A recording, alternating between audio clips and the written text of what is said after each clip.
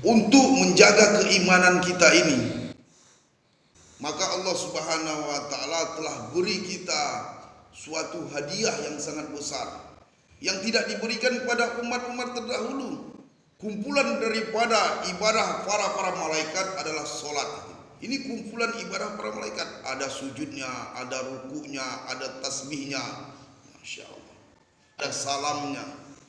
Solat ini artinya hubungan antara seorang hamba dengan sang Khalik, sang penciptanya.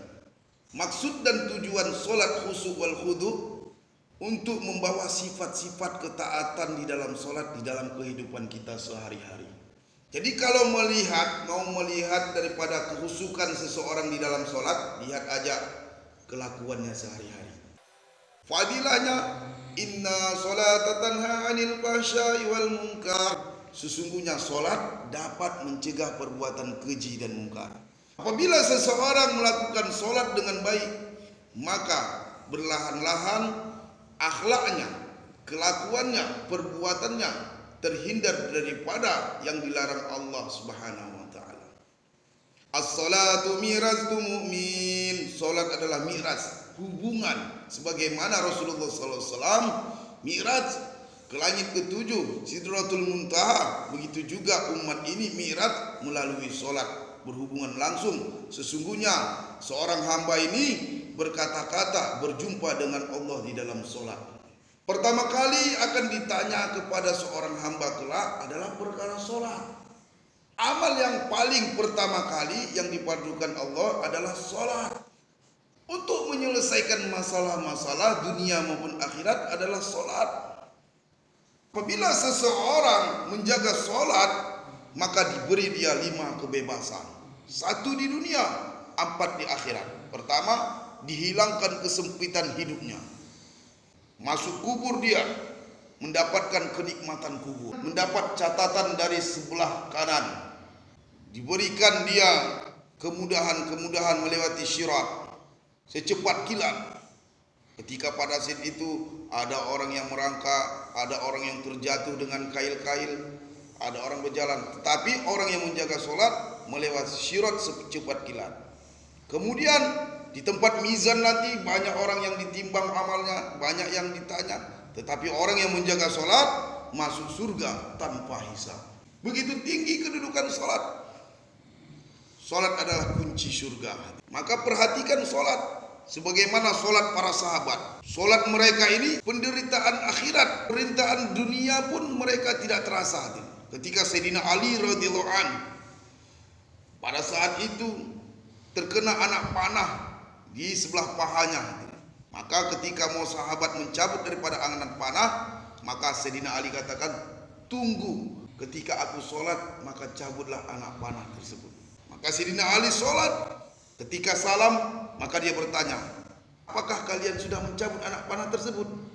Maka hadirin, dengan kekuatan sholat para sahabat, usahakan penderitaan daripada kampung akhirat, penderitaan dunia pun mereka tidak terasa. Hadirin, inilah solat daripada sahabat, hadirin, yang harus kita pelajari.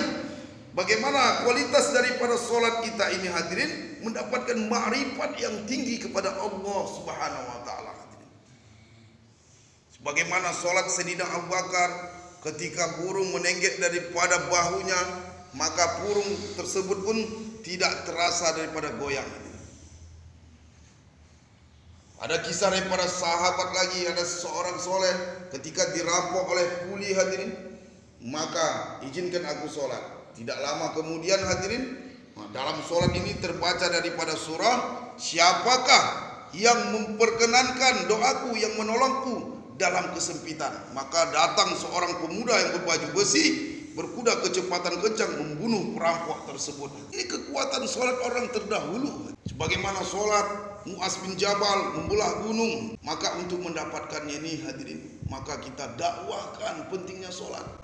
Ada 3 perintah sholat: melaksanakan sholat, belajar memperbaiki sholat, mendakwahkan sholat. Dakwahkan pentingnya sholat, dan kita perbaiki zahir dan batin sholat.